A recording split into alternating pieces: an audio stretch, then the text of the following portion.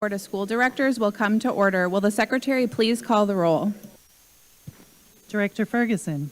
Present. Director Fons. Present. Director Herndon. Present. Director Jackson has asked to be excused this evening. Director O'Halloran. Here. Director Reza. Here. Director Simpson. Present. Director Vanoy. Present. And Chair Zomber. Present. That's 8 present. We have a quorum. The Chair will now ask the Secretary to lead us in the Pledge of Allegiance. The Chair invites any members of the audience who wish to participate to do so and asks those who do not wish to participate, please remain silent during the pledge. I pledge allegiance to the flag of the United States of America and to the republic for which it stands, one nation, under God, indivisible, with liberty and justice for all. We acknowledge that Milwaukee lies on traditional Menominee, Potawatomi, and Ho-Chunk homeland along the southwest shores of Lake Michigan, part of North America's largest system of freshwater lakes. On this site, the Milwaukee, Menominee, and Kinnickinnic rivers meet, and the people of Wisconsin's Menominee, Ojibwe, Ho-Chunk, Oneida, and Mohican sovereign nations remain present to this day. At Milwaukee Public Schools, we proudly serve and uplift the brilliance, resilience, and potential of the Black children in our community. We recognize the historical and systemic challenges that impact their journeys, and we are committed to creating a nurturing and empowering environment that honors their identities, celebrates their culture, and provides equitable opportunities for success. The Milwaukee Board of School Directors stands with our children, families, and communities to build pathways for excellence, leadership, and lasting change. Before we begin tonight's meeting, we have a short announcement regarding interpretation services for our Spanish-speaking members of our audience. Buenas tardes y bienvenidos a la Junta Escolar de las Escuelas Públicas de Milwaukee. Si deseas escuchar esta reunión en español, por favor, llame al 312-626-6799. Otra vez, 312-626-6799. Introduzca el número de reunión 608-130-5362. Nuevamente, el número de reunión es 608-130-5362. Gracias. This meeting is being conducted in person from the Central Services Building. The meeting is also being broadcast on WYMS Radio 88.9 FM and via the MPS YouTube stream, the links to which may be found on the MPS website on the broadcast page. Before we move to our agenda, the Chair will ask that we share in a moment of silence to commemorate the passing of the following members of the MPS community: Kathleen Zapfel, a food service assistant from Barton; Michael Broderick, former high school of the arts teacher; Barb Connolly Blick, a retired teacher from Golda Meir; Namar Hicks, a 12th grade student from Asada; Veronica Kuneth, a school social worker from Milwaukee Academy of Chinese Language in Whittier; Minnie Reynolds, a general education assistant from Zablocki. The board also recognizes the passing of Mark Sane, a dedicated public servant who was a long-time firefighter, past president of the Milwaukee Board of School Directors, and a community advocate for literacy. In December, we'll offer a proclamation in his memory. If we could have a moment of silence, please.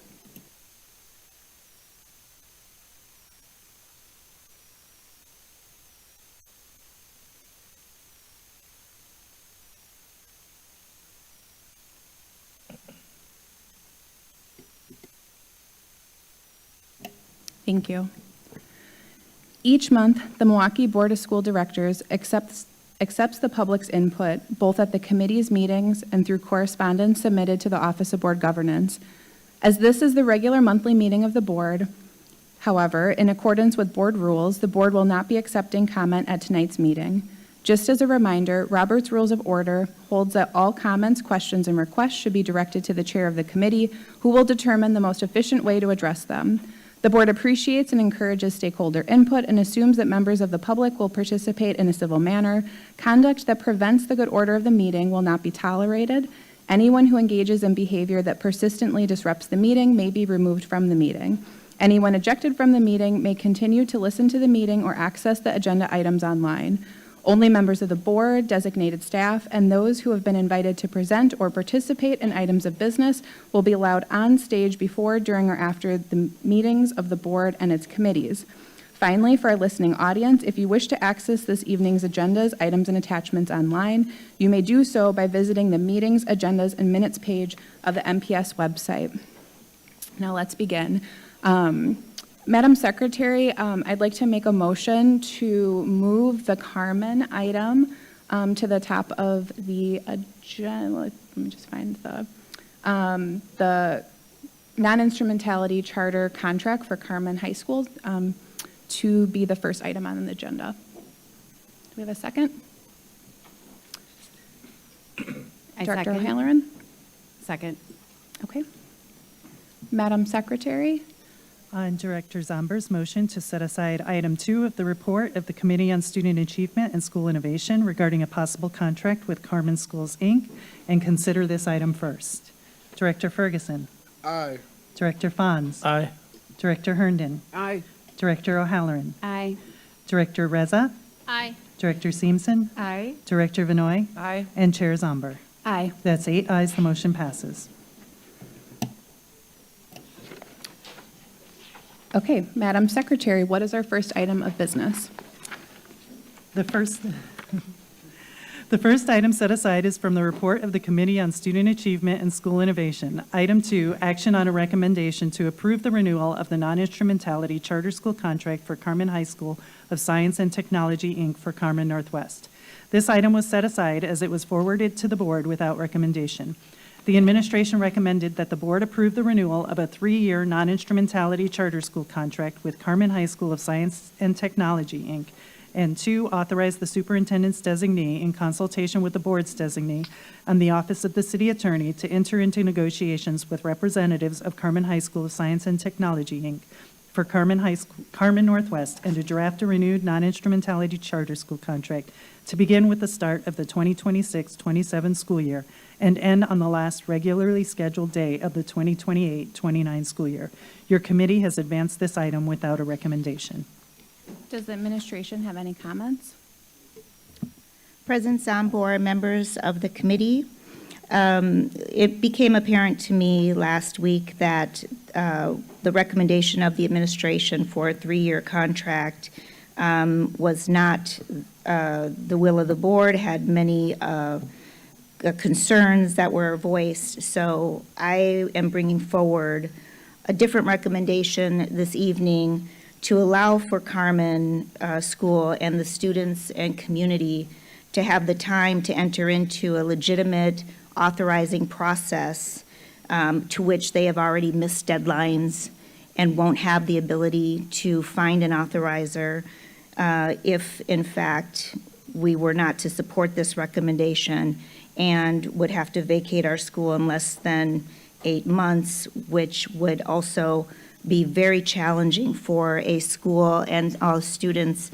So as a student-centered recommendation as to respect our longstanding relationship with Carmen, as well as to give them the appropriate time, I am asking you to approve a 1-year contract with Carmen for the 26-27 school year to expire June 30th of 2027. This will end our authorizing relationship with Carmen on this date, but give them the opportunity to apply with another authorizer and secure that authorizer in their time frame, which doesn't exist right now for the school. To ensure we are monitoring their progress towards securing this new authorizer, I'm asking Carmen Northwest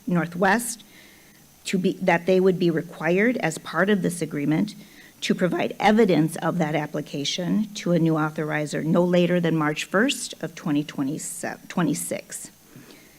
And that the board's lease with Carmen School will end without an option to purchase or extend their lease. Carmen, because we need the building, Carmen Northwest will need to secure a new school location as of June 30th, 2027. It is our intent to retain the Northwest facility as part of our long-range facility planning as space for other educational use that the board may see fit. I'm asking this recommendation so that it would allow for the students and the families of Carmen to have the time to enter into an authorizing relationship with another entity and so that they don't have this short of notice. Thank you. Okay, thank you. What is the will of the board? Director O'Halloran, I move approval of administration's recommendation. do we have a second? Director Herndon? Second.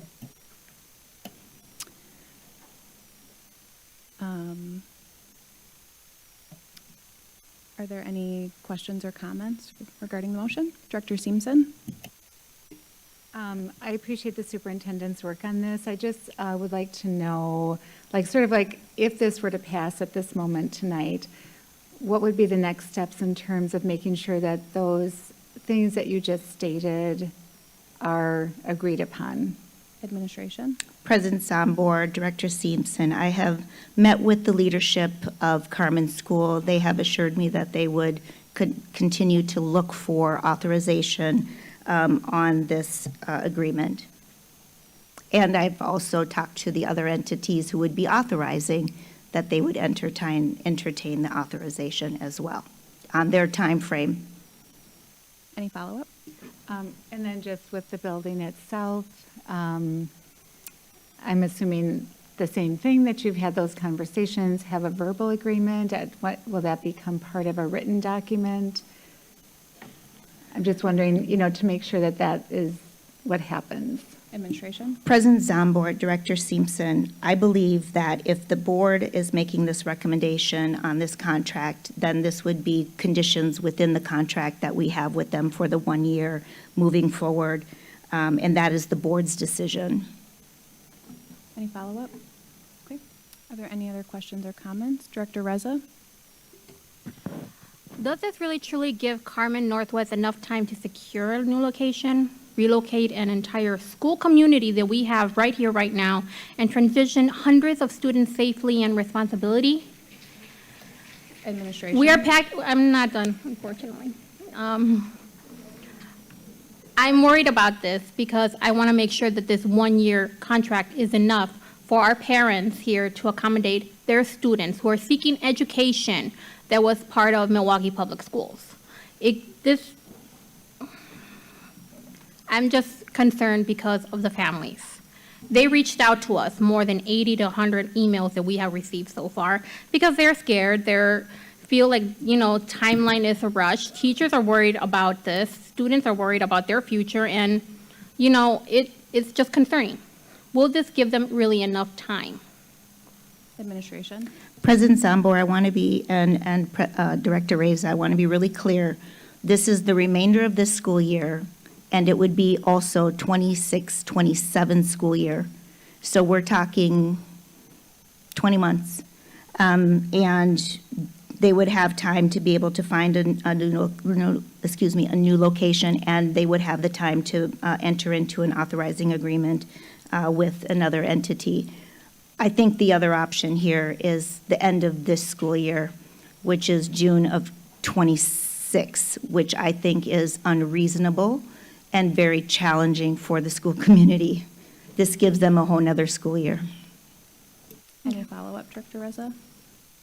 I'm just concerned right now, will that really be enough time for them? As it is, a new facility, potential authorizer, continuing for the students and staff, engaging with the families, making sure that this planning is safe and stable transition. That's just my only concern. Administration? President Zambor, Director Reza, I don't believe we have the votes for 3 years for our original recommendation. If we have a no vote today to my recommendation, the only other option is June 30th of 2026. I have nothing else to say. Are there other comments or questions from board members? Director Ferguson? I share Director Reza's concern, but I do applaud the efforts of the superintendent. I too have talked to probably over 100 parents and students concerning Carmen. I think the recommendation that she has put before the board today, it does give time which is very much of the essence. And it also respects the families and the children that have spoken. They don't want the carpet pulled from under their feet. It will not displace our students. And so I think the superintendent's recommendation tonight represents a compromise that I feel will put Carmen in a better position than if we were to vote for a 3-year agreement and it failed. So thank you for your work on this, Superintendent. Thank you. Are there other comments or questions from board members? Okay, seeing no further discussion, Madam Secretary, please call the roll. Just a quick technicality, President Zumber, we would need the administration's recommendation plus the authorizing the administration to enter into the contracts, which is the language that he was Director forming. O'Halloran? I move approval of administration's recommendation and authorize administration to enter into an agreement per the terms as previously stated by administration. Director Herndon, do you still second that motion? I do. Okay, Madam Secretary, please call the roll. On Director O'Halloran's motion to accept the administration's recommendation and to authorize administration to enter into contract negotiations per the terms as previously stated. Director Ferguson. Aye. Director Fonz. No. Director Herndon. Aye. Director O'Halloran. Aye. Director Reza. Aye. Director Seamson. Director Vanoy. No. And Chair Zomber. Aye. That is 6 ayes and 2 noes. The motion passes. Okay. Madam Secretary, what is our next item of business? Actually, I'm going to call a 5-minute recess just so that if members of the audience were going to leave, that way we can just have, because it's going to get a little loud as people leave the auditorium. So we're just going to call a 5-minute recess. Thank you. Yep.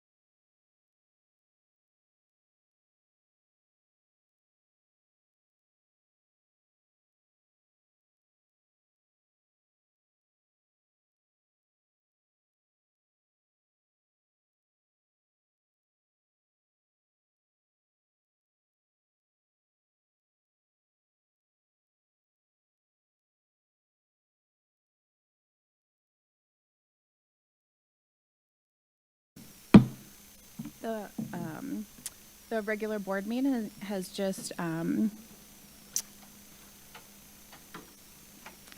we're back from our 5-minute recess.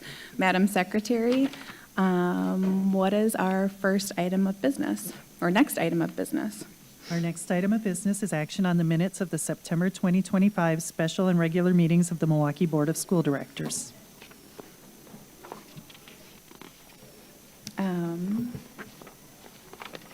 I'm sorry, can you say that again? I The was first grabbing my item is pen. the action on the minutes of the September 2025 special and regular Thank you. meetings. If there are no corrections, the minutes will be approved by consensus. Okay. Madam Secretary, are there any reports or communications from the superintendent? Madam President, we have one communication from the superintendent, the monthly report with possible action of the superintendent of schools. This is an informational item, and although it was noticed for possible action, no action is required. Will the superintendent please present the report? President Zombor, members of the board, Brenda Caselius, Superintendent. This month, in addition to my monthly report, we will be presenting reports on our progress to address findings in 3 key audits, as I've promised. That makes it a bit longer than the typical monthly report. We want to be fully transparent on the items that are priorities for the board and that we're going to be using to hold ourselves accountable. Tonight, this includes the governor's academic audit, an update on our literacy plan implementation, the governor's operational audit, and the human resources audit we requested from the Council of Great City Schools. I'll start with my regular monthly report, and it's been a busy month. As you know, this board approved our final budget last month. It reflected some additional revenue, staffing that matches our enrollment, continued support for arts, and an additional $2 million for co-curriculars as requested by the board. That all came with a tax levy increase slightly under the rate of inflation so we can limit impact to taxpayers. We're also working aggressively toward a mid-December deadline for our 24-25 annual financial report and audit. Office of Finance staff, along with MGT Consulting, Baker Tilly, DPI, and the Council of Great City Schools relocated up into the superintendent's suite once again to help advance that effort and continue to keep us on track. We continue to make significant progress on another major operational goal, our lead action. As required, we have a monthly lead action report. So I'm going to outline some of our actions to date. A quick reminder that all of our elementary schools built before 1950 were completed at the start of the school year. As we shared in the summer, we focused on deteriorated paint because that's what poses the risk. In some spaces, there were patches of new paint that we're now working on to touch up. That continues through June. We are also ahead of schedule for our last group of schools for lead stabilization. We started working in September on those 50 schools with elementary students built between 1950 and 1978 as part of our plan. Our target for completion was December 31st, and we're already down to just 1 school that we are expecting to complete by the end of next weekend. So we should be done a full month early. I want to thank Interim Chief Operation Officer Mike Terza, Tyrone Kendrick, Michelle Letzi, and our entire facility and maintenance service team for their excellent work on the lead action, which was an incredible accomplishment for our facilities team. We continue to work, of course, with the Milwaukee Department of Health and community partners to lead on the lead action, particularly around lead testing for students. We've done testing at 9 schools between May and September. Close to 500 students were tested. As we have shared, there is only 1 case of student lead poisoning that has been conclusively linked to a school, but even one was too much, and we continue to take this extremely seriously. The health department recently received a federal grant to expand testing, and we'll be working with them on that. We found that testing within the school during the school day has been the most successful format, and we'll be doing more of that through this grant and partnership. We're looking to reach 35 to 50 schools and over 8,000 students. So we're really, really excited about this opportunity. In keeping with our lead action plan, we have worked with the health department to launch webinars on lead safety, and they're now on our website at mpsmke.com/lead. We also revised our cleaning standard operating procedures to reflect best practices, including those for lead. We've increased the frequency of cleaning, and we've hired an additional 39 school-based positions in the current year budget. Our environmental health and safety group has staff who monitor lead safety. Every 3 years, we'll conduct a full facility risk assessment for lead-based hazards at the same time we conduct our asbestos risk assessments. In between these reports, schools have checklists to monitor building conditions. This includes a start of the school checklist, administrative reports twice yearly, and building condition reports twice yearly. Our 4 new district operations managers are also continuously in schools and assessing conditions and reporting those issues to facilities and maintenance. In addition to the revised cleaning SOPs, we have additional HEPA filter vacuums in our schools, increased cleaning frequency, and we treat any work order related to lead stabilization as an emergency. We will be tracking the response time for work orders related to lead paint. We also take the safety of our drinking water seriously. We are preparing to meet a new federal standard by 2027 in partnership with the City Health Department and Waterworks. We already met this new standard in all drinking fountains and bottle fillers. We installed more than 500 filters in kitchens, nurses' office, teachers' lounges, culinary arts classrooms, and parent centers. We test and replace fixtures and filters on a schedule with an option to replace if the need arises sooner. And we are posting clear and age-appropriate signs on the unfiltered water faucets. We're also working on soil safety. As school gardens are at least 20 feet, our school gardens are at least 20 feet from the lead-painted structures. And we use raised garden beds and avoid areas with a history of lead contamination. In addition to our exterior paint maintenance, we use a HEPA vacuum for any paint chips that fall from the exterior of a building.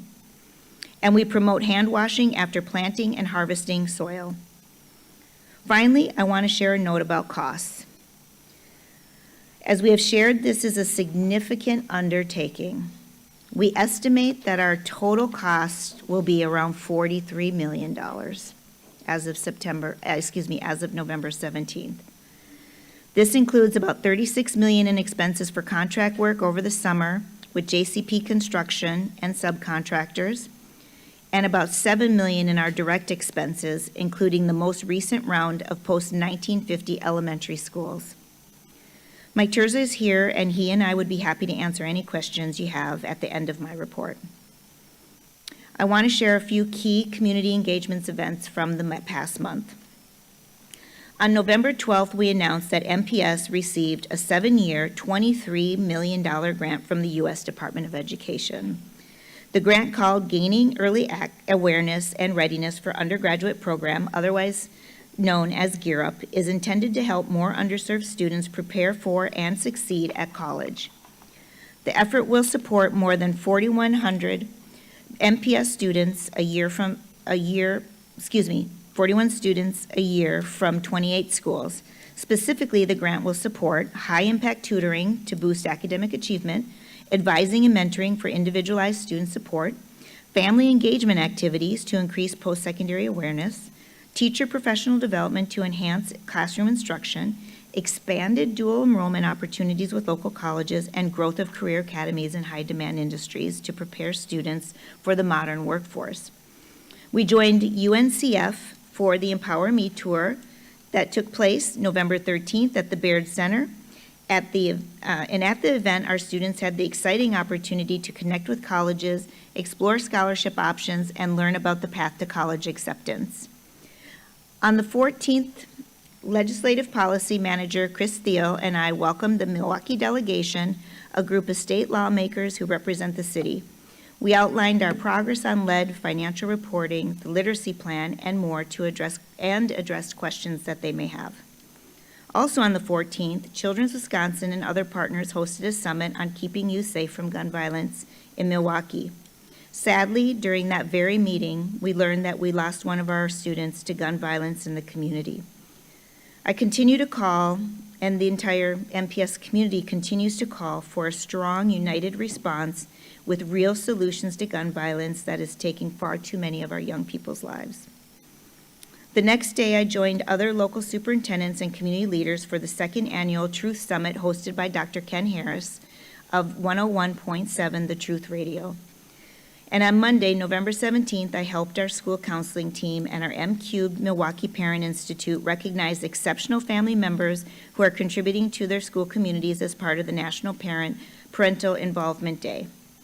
I also continue to spend time in our schools with our students and teachers. I was able to visit 10 schools since our last meeting, and I look forward to visiting more each month. We now want to transition to reporting on the progress to our key audits. We'll share the human resources audit progress and the instructional audit progress, but we'll start with our operational audit, and our chief of staff, or our deputy, I think our deputy superintendent, it's a little change last minute, Eduardo Galvan will walk us through it. So Eduardo, if you could help us, or Dr. Galvan, thank you. Thank you.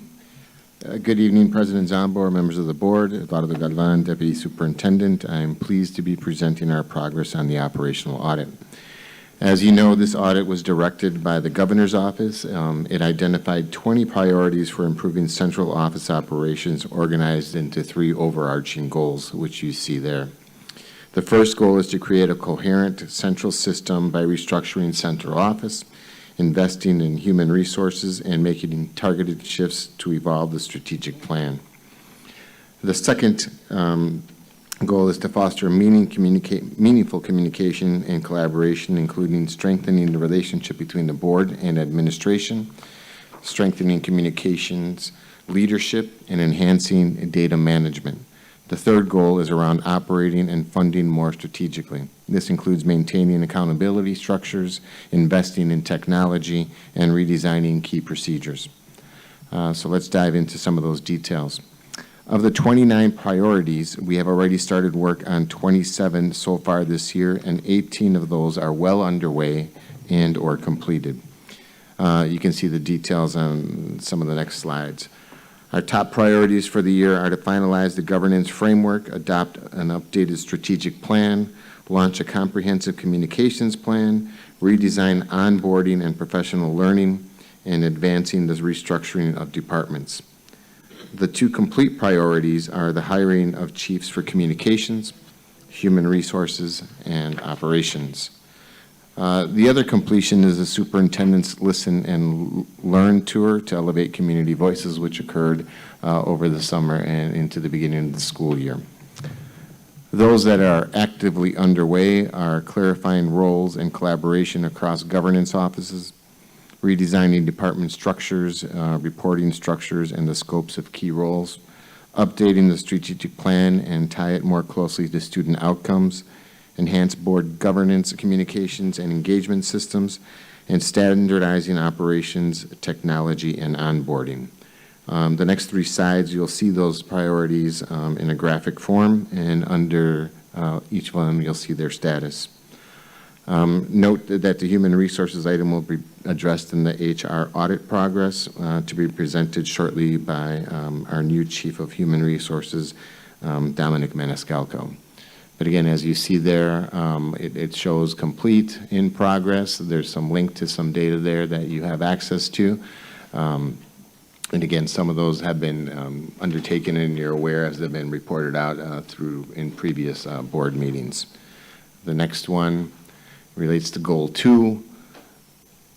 And again, some of those you've actively participated in terms of training for you as board members themselves, consolidating communication, in terms of the board and the administration. And the final goal is related to, again, operate and fund strategically.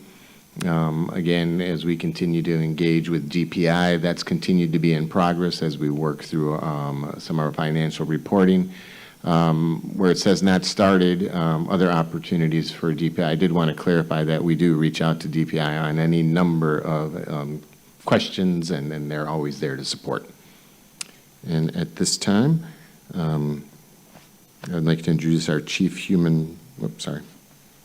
Cassellius will do that. Thank you, Mr. Galvan. Our next progress report is from our HR chief.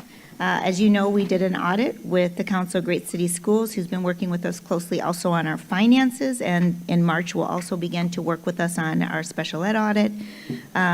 There's a lot of work that we're doing with our council because they give us best practices from across the nation on large urban districts that are much like us, who are experiencing success, and they provide incredible support to us. So I'd like to bring forward Chief Human Resources Officer Dominic Maniscalco.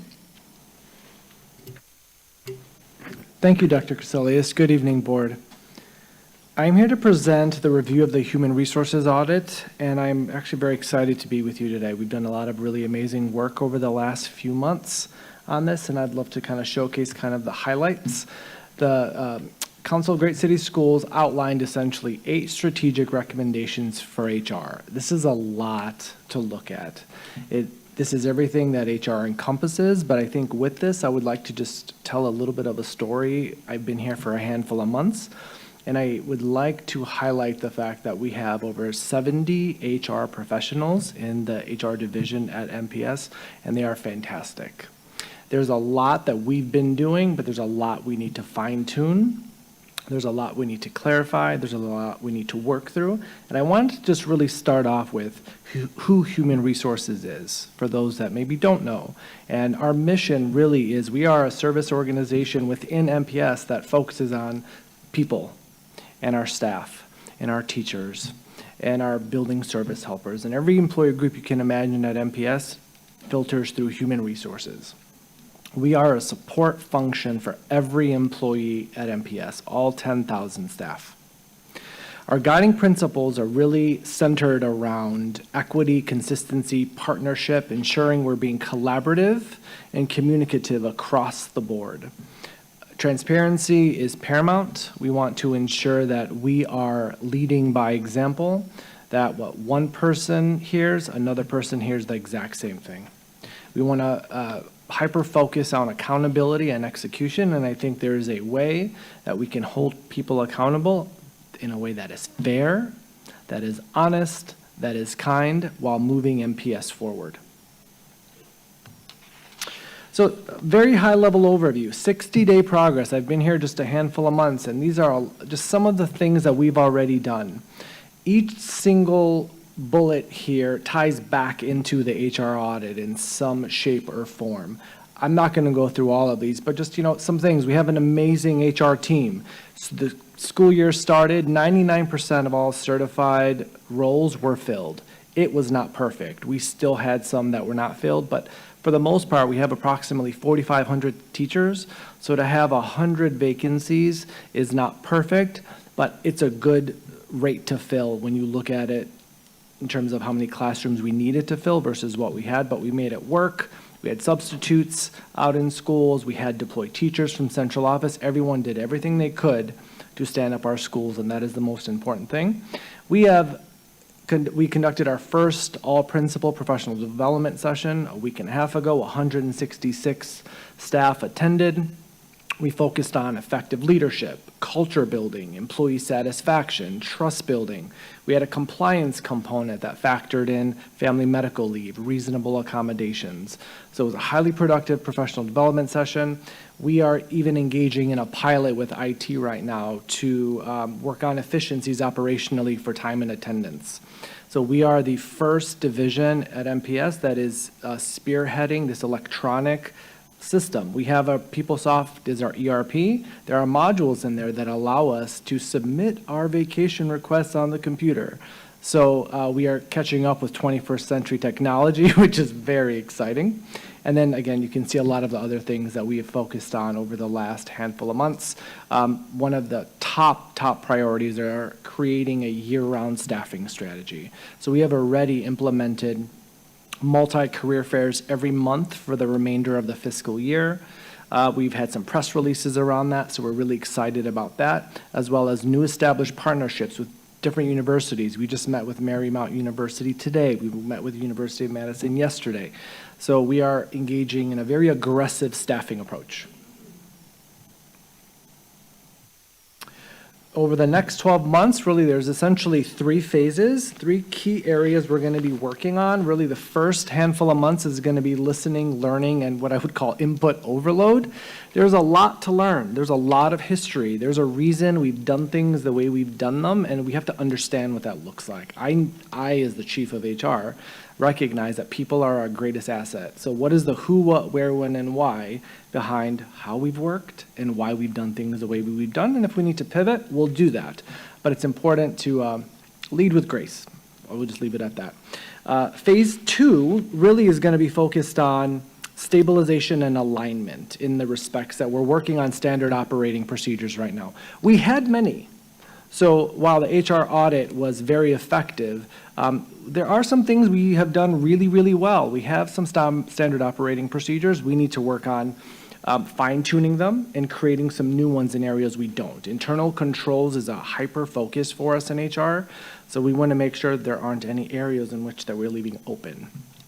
Some of the things we're going to be working on in phase 2 as well is really establishing consistency when it comes to professional development amongst our employee groups, really making sure staff are growing, learning, advancing in every sense of those words.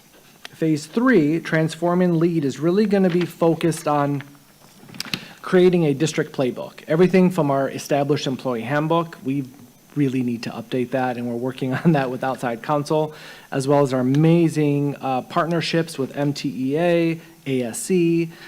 We're excited about that endeavor. There's a lot we need to update. It's a huge push, but we're going to get that done. And then, of course, just, leading the organization in a way that is healthy and collaborative and ensuring that everyone is at the table with the decisions we make. I want to talk a little bit about compensation.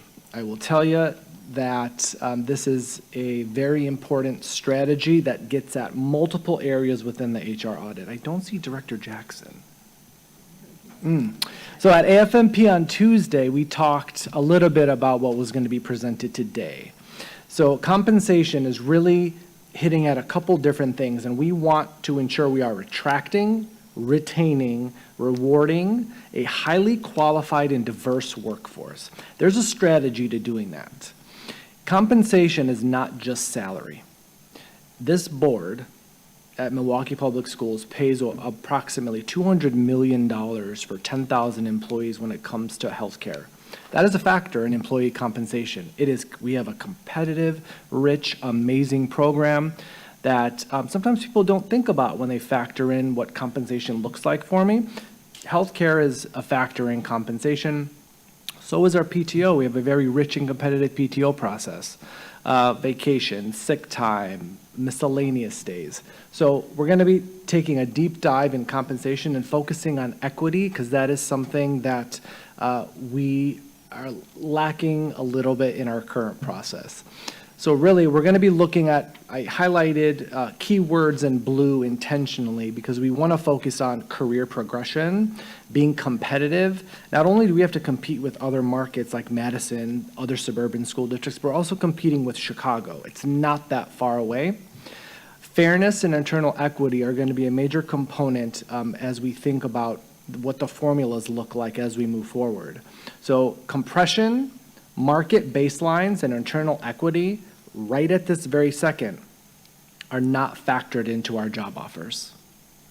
We need them to be factored into the job offers. And in the next 6 to 9 months, starting in December, you will see recommendations that Human Resources is going to bring to you as we take employee groups to the board, as we right-size existing staff, as well as new job offers. And I'll show you a little bit about in the next couple slides what I mean by that.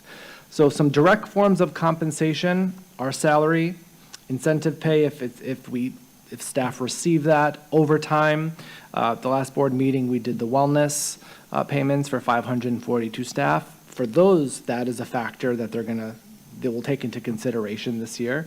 And then some indirect forms, again, I already talked about healthcare. We have pension at Milwaukee Public Schools. The board contributes to that too, so that's something that should be factored in. So as an example, and I'm going to use accountant 4s, that is our highest level of accountants in finance. Our current state right now is they are a grade 6A on the salary schedule. So we have a minimum point, a midpoint, and a maximum. Right now, when we post a job for an accountant 4, the range says 77,000 to 112. That is a very, very, very large range. Our current 1, 2, 3, 4, 7. We have 7 accountant 4s, and you can see based off of their original start date, how long they've been at MPS, their union start date, which means that is the date they started in the accountant 4 role. And then these are their salaries. You can see the second one has been here since 2014, and they are at the lower end compared to everyone else. I will tell you that this is an internal equity deficiency, but it's also a compression problem. Ideally, as we start bringing these recommendations, which accountants will be coming to you in December, this is an ideal state. Based off of the market analysis we've done on the 2023 compensation audit that Milwaukee actually conducted, the baseline really should be approximately about $95,000. So that means accountant 4s, that's approximately where we should be landing them at. So the salary range on the job description that we post should really be about 85 to 95,000, not 77 to 112. What an ideal state is, the recommendation essentially that we will tweak, but that you will see something like this. We have the same accountants, and then you can see what we have market adjustments. So anyone above that $95,000, there's nothing we can do about that. It just is what it is, and it has to play itself out. I would never have a recommendation where we take money away from staff. But you see everyone under the 95 will be brought up to the 95. And then you see another column that says tenure adjustment. That is the internal equity piece. Essentially, there's a formula where we provide $200 for every year of service that an employee had at Milwaukee Public Schools. So essentially, when you're right-sizing those up to 95, someone that has been here longer, it's going to be a little bit more than the person with less tenure. That is what you want to try and capture when it comes to internal equity. Our existing structure also doesn't address compression with supervisors and managers. I have many, many, many examples where managers and supervisors are making less than the staff that they supervise. That is a problem. We are going to fix it. Over the next 9 months, you will get these sort of recommendations and then an overall plan strategy when it comes to compensation at MPS. The 18 recommended targets that the audit identified is really broken up into 95 different actions. It's a lot. We currently have 16 underway, and we have 46% slated to be completed by the end of 2026. It is very aggressive, but it is reasonable, and we're gonna get it done. High focus on HR leadership. We've already recommended to the board many different positions to be reclassified. We're adding capacity.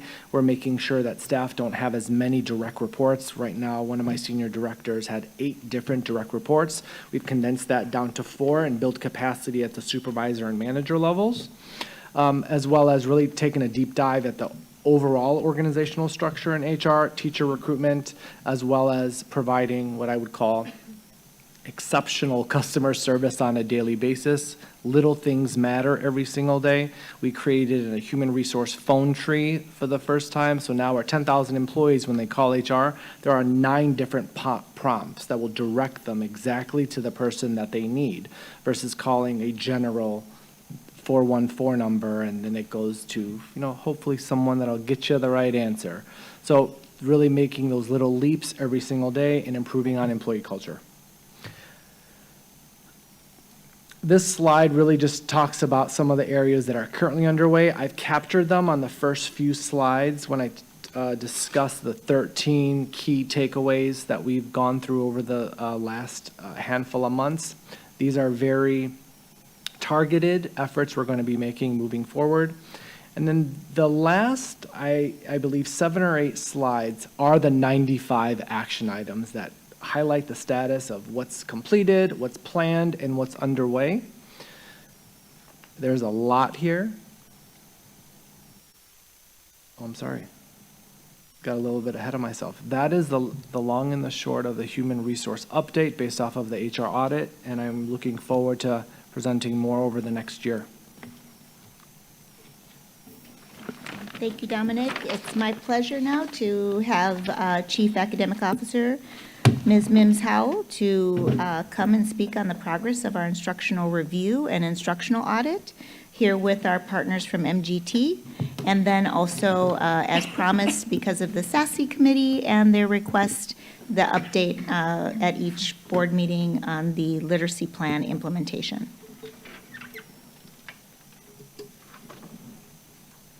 Thank you, Dr. Cassellius.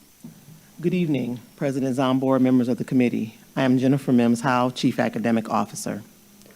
The results of our MPS audit showed that we needed to drastically shift the outcome for our students in reading and following structured literacy. As part of our plan, in July, we brought on Dr. Gabrielle Bell Jimenez, an expert in the science of reading, to support the district-wide rollout plan.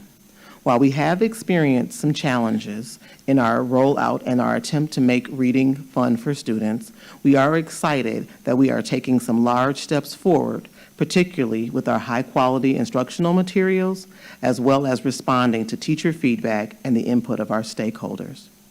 Now I will turn the presentation over to Dr. Bell Jimenez, who will share with you more about the changes that are coming and how we are making the implementation plan work. Dr. Bell Jimenez. Director Zambor, members of the board, it is with great pleasure that we're going to spend the next few minutes on the literacy implementation plan and the added update. I am Ana Gabriela Bell Jimenez, Academic Superintendent for Literacy, and I am grateful and excited to share this space with Ms. Mavis Nelson and Sara Yanushi, who are our partners from MGT. As always, it's really, really important that we start with the what. And in the next few slides, I'm going to do a brief summary on content that we have reviewed before that is connected to the key shifts in our literacy instruction. We are living in historical times, and the 25-25 school year is a very important year for MPS. We have a commitment, a clear commitment to daily Tier 1 instruction that is standards aligned and that is delivered through high quality instructional materials. We believe wholeheartedly that this Tier 1 instruction is so important that we believe that each and every one of our kiddos should have access to this daily instruction. And because this daily instruction that is standards aligned and delivered with the high quality instructional materials is the key to success, we want to be absolutely certain that instructional pedagogies that we're engaging to deliver this instruction is completely connected to what research is telling us the human brain requires to be able to learn how to read and write. The science of reading in essence. Because at the end of the day, our commitment has been very, very clear. We want to be absolutely certain that all of our children in MPS will read, and we mean absolutely each and every one of them. And we want to create very clear, tangible, predictable pathways for all of our teachers to be able to deliver this very important Tier 1 instruction. In essence, the shifts that we have named for the academic plan are connected to these three. Initially thinking in a very intentional way about how we are delivering a structured literacy. A structured literacy is instruction that is deeply connected to the science of reading, the psychology of reading. For us in MPS, it means the explicit teaching of word recognition, the integration of reading and writing, and our continued commitment to engage in letters training. We are saying that Tier 1 instruction is the most important instruction. We're not going to wait for our littles and our older students to not do well to support them. We believe that the day-to-day instruction is our most important strategy. So we're moving away from a response to intervention into a multi-tier system of support that clearly defines daily instruction. And we want to work alongside the communities and our stakeholders in a way that is predictable, that is transparent, and that is truly in partnership. In essence, if we are thinking about what is our desired state and what are our goals in relationship to student performance, we would love to see for the spring of 2026, 20% of our students performing at or above the 40th percentile in our universal screener. The universal screener, remember, we had a conversation about assessments, allows us to see into the future. The universal screener has predictive qualities from a psychometric perspective. And a national threshold for future achievement is the 40th percentile.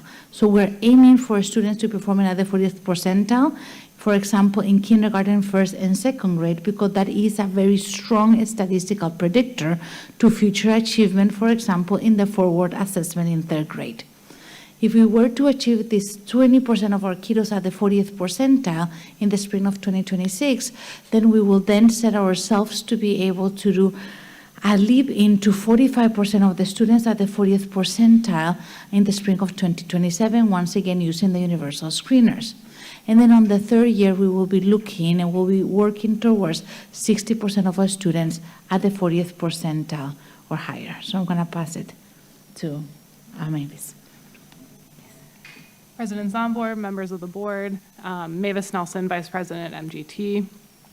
We're here tonight kind of merging two updates, which is the literacy plan update and the academic audit update. And that's very intentional because, of course, the academic plan this year has this narrow focus on literacy. And the key, Dr. Bel Jimenez speaks very eloquently about the what and the science of reading and what this looks like. And what we found in the audit and what we've seen in our experience nationally is that so much of this work comes down to the how and how we support teachers in really changing in their practice with students every day. And from a wide lens, I would say this is where many school districts fall short. We provide the materials, maybe we provide some initial training, and then we kind of say, well, we've done it, science of reading. And really, there's a lot more to it. We saw that in the audit, and that's embedded in the implementation plan that we'll share tonight. So you probably remember the academic audit from June 2025. We broke down recommendations into 4 categories. I've kind of highlighted here which ones this literacy implementation plan touch on most. And as you can see, it's most of them, right? Many of them are really addressed through this literacy piece. Zooming out a little bit on the audit, there were 38 specific recommendations to improve academics in the district that we made. 29 of those are planned for implementation this year in the district. So, excuse me, you can see kind of a bar graph there of current status. 47%, 18 of those recommendations are already underway. 11 more are planned for this school year, and then there are 9 that are intentionally planned for future school years. You can see some of those highlights already this year include establishing that clear vision for teaching and learning, which was our first top-line recommendation, making sure systems and resources line up behind that vision, providing real clarity on the science of reading, which is very much in motion and is continued, which we'll share more about, and then creating those systems to support implementation, which is what we'll focus on here today. You can see some of those highlights in a little bit more detail, that unified vision, letters training, providing instructional guidance, which will continue to strengthen throughout the year, updating and aligning materials. We talked to you about that last week, and we'll share a little more tonight. A predictable cycle of job-embedded professional development that's embedded in a long-term plan.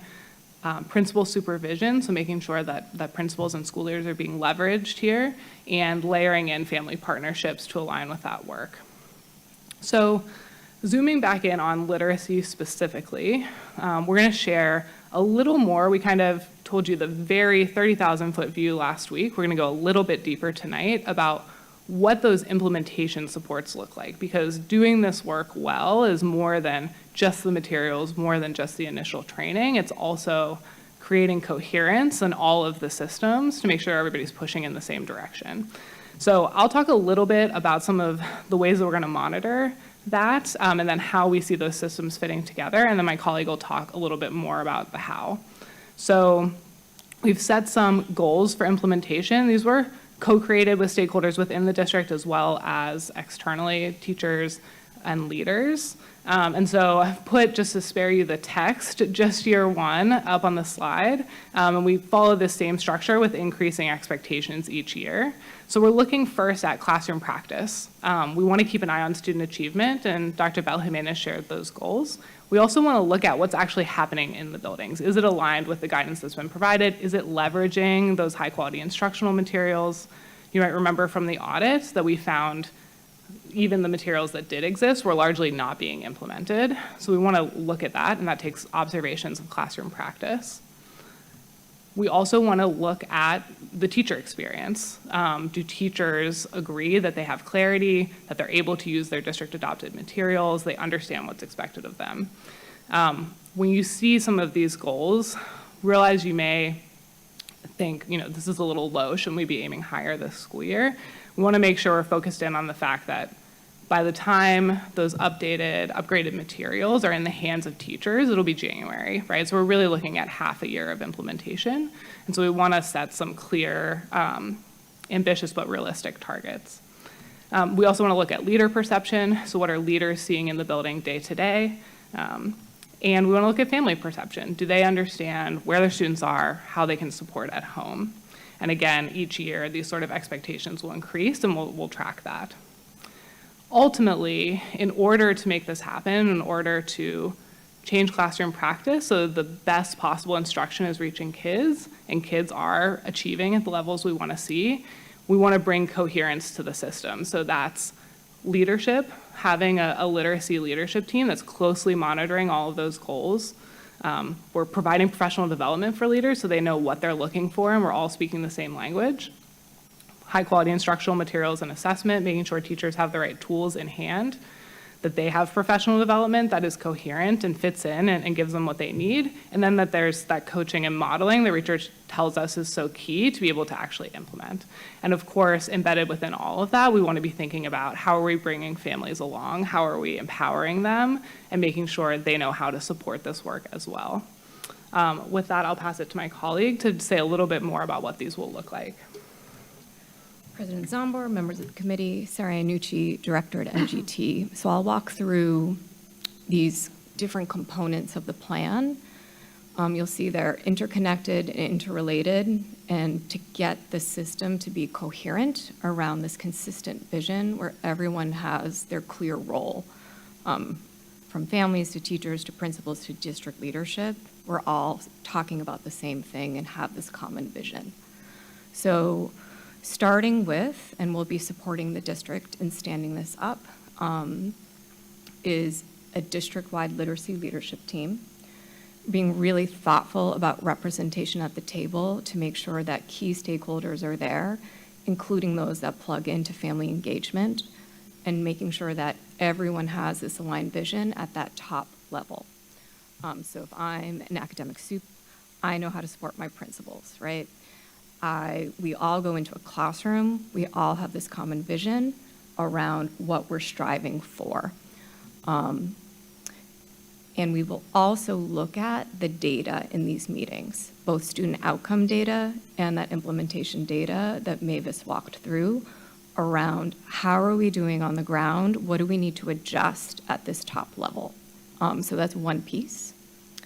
The next piece is principals, right? And we definitely heard from the audit this piece around instructional leadership, and also a real need and desire to help principals know what is the shift happening in literacy. Let's be really clear about what that is. And then how are you building your own skills, knowledge, and mindsets to support your teachers? It's really critical to position principals this way. So we need a very thoughtful strategic plan that lines that up so that the leaders of the building can be those instructional leaders and supporting their teachers in this change. The next piece is this, we've been talking a lot about high-quality instructional materials. The reason why this is so important is that there's a lot of research out there when you have the right content in front of kids, and it's backed by the science of reading, and it is on grade level, kids learn. It is necessary to have the right content. It is insufficient in and of itself, but it's a key component. So we're going to talk about this material upgrade in a second, and alongside that, teachers and leaders need very clear guidance around pacing guides with that product. So really creating the infrastructure around that curriculum so that it doesn't sit right in the closet, to make sure that we are implementing it fully with the proper supports. I can go to the next one. And just a note about the upgrades that we talked about in SASE is that this year, right, we've heard from teachers a couple of key things around materials. Number one, we only have access to virtual materials for the structured literacy component in HMH.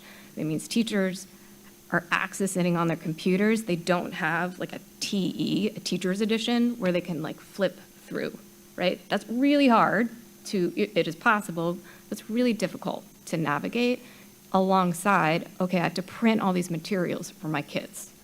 So that's one piece, like we want printed materials is a clear piece of feedback that we've received. The other one is around the integrated modules that were Google Docs. Teachers found those confusing, overwhelming, and they also, the problem is they couldn't see what was happening in February. They were getting a module a couple weeks out, but they really wanted the long-term vision. So in response to that feedback, and to make sure, right, we have this critical piece around materials, is the shift to upgrading to HMH3. So HMH3, when we say that, means printed materials for teachers, printed materials for kids, and that long-term vision for your instruction for the year, right? Because it's all in front of you and packaged. So the really important shift in what we're going to be focusing a lot is around aligning the vision around, like, how do we implement this well? And do we understand the materials? And making sure that, you know, teachers feel comfortable and confident alongside leaders to really take this upgrade and run with it. Okay, great. So I think that those materials piece and kind of talked through, right, you have to have the right materials, and then the training piece. So a lot of our efforts in the next weeks will be, okay, we know these materials are coming. They're going to be in teachers' hands, probably in January. How do we make sure that the implementation of those materials launches well?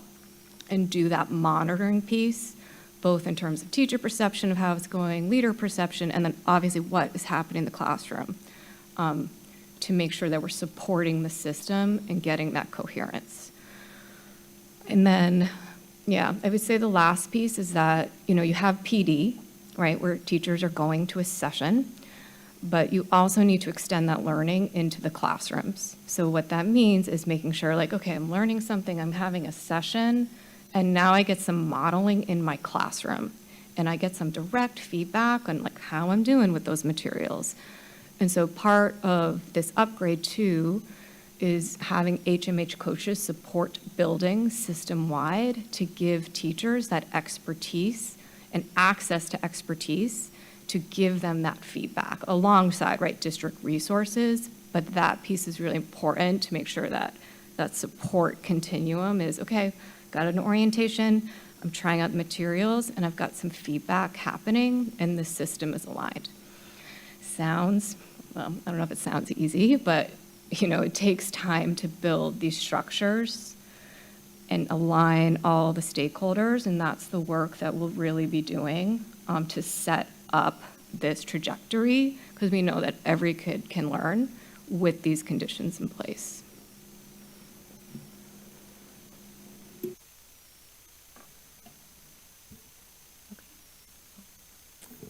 Well, thank you, guys.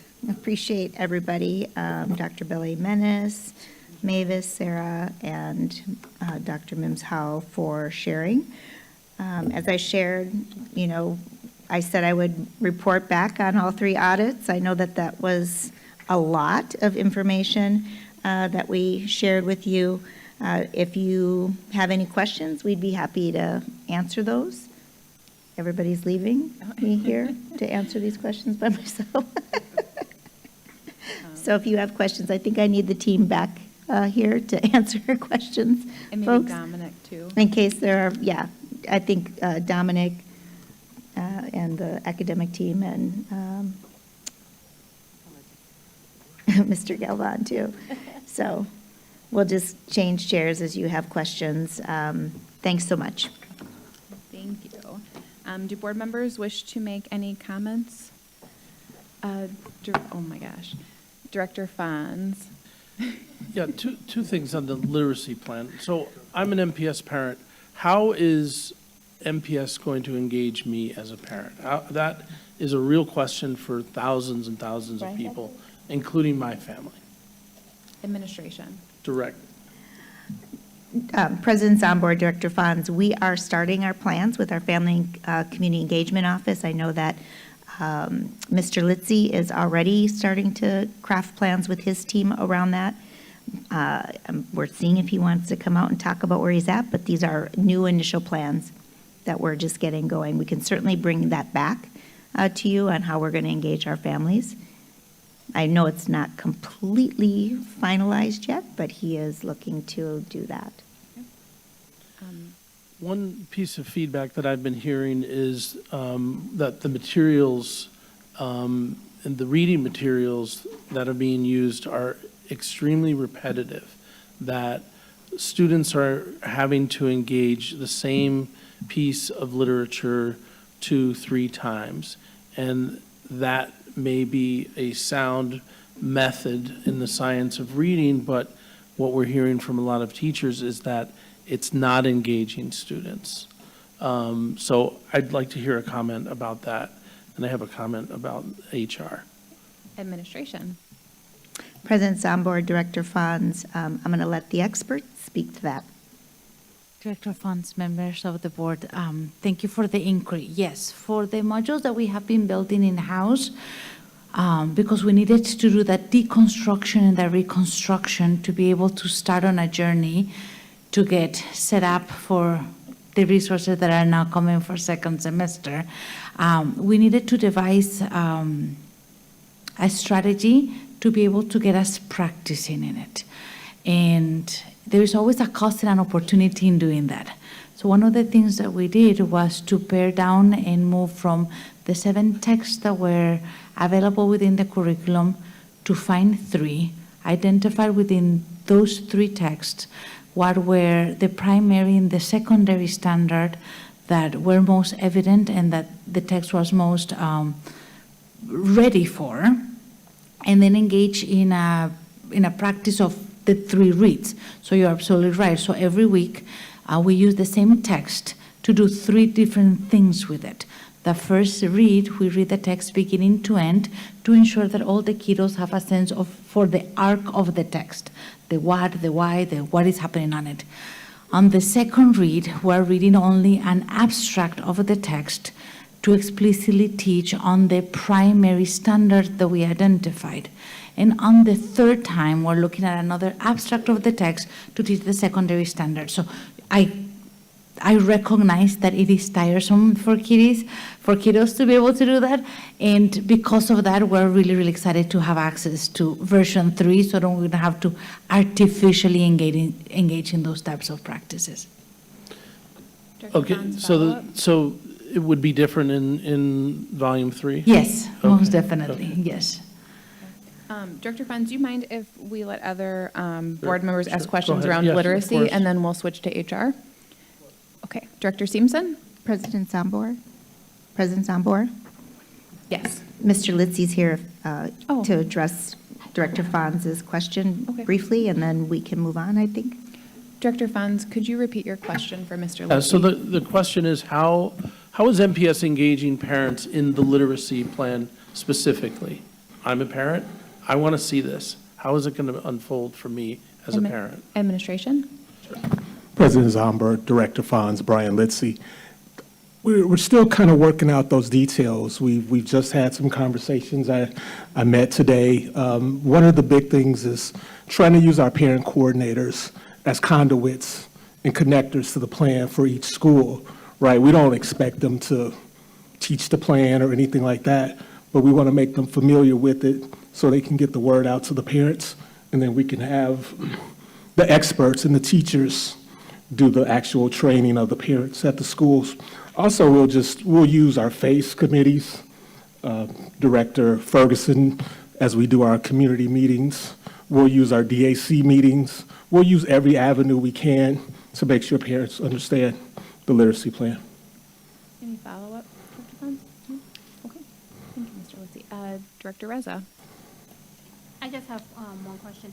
Will this also be provided for our bilingual families, especially parents as it is who are bilingual, who only speak basically Spanish? Will this be also available for them to understand and help their children? Administration? President Zambor, Director Reza, when we say all, we mean all. So we are absolutely going to be thinking about our families that speak other languages. As we are moving to create this program, there are already resources on our website for our families around reading. What I'm hoping to do is to begin to align that to the science of reading. And so that's just going to take some more work for the team as we continue to shift our approach from what we had previously for families to the new science of reading and getting them educated on that and how they can directly support their kiddos at home. Thank you. Could I jump in really quick just to talk about I know this maybe is not a question, but it's just a really quick comment, and it may or may not relate to what Director Fonz is talking about with parent engagement. But I guess as we're talking about parents monitoring student progress, Mr. Zomber would love it if I bring up that sometimes it's hard for parents to read our report cards because we don't use letter grades, and they're not informed about what the report cards mean when we don't use letter grades. So just sharing that it could be a really easy way to help parents monitor student progress and work with, I don't know if anyone else finds them hard. When I look at an infant campus, sometimes I have a hard time telling how my kid is doing. So I just wanted to raise that. Okay, Director Simpson. So just wanted to clarify. So I did hear mention of possibly having volume 3 in January. Is that for sure? Are we still in the works? Sorry if I missed that detail somewhere along the way. We're just going to look for someone in administration who can talk about the adoption. Director Simpson, members of the board, we want to be absolutely certain that we have all the information to have the absolute best experience possible.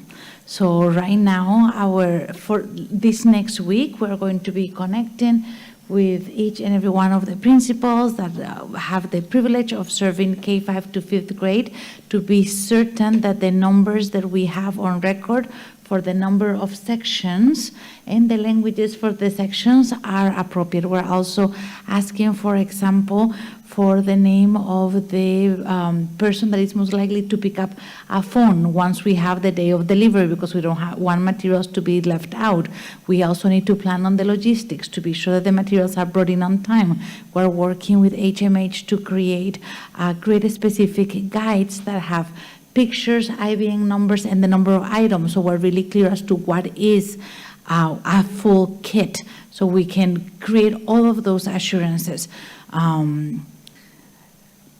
Depending on how quickly we can turn in the information, if we're in a perfect state, like by early week after next, because we have a holiday in between, then we will be able to turn in that information into HMH, and they'll be able to look at their own inventory so we can start the delivery.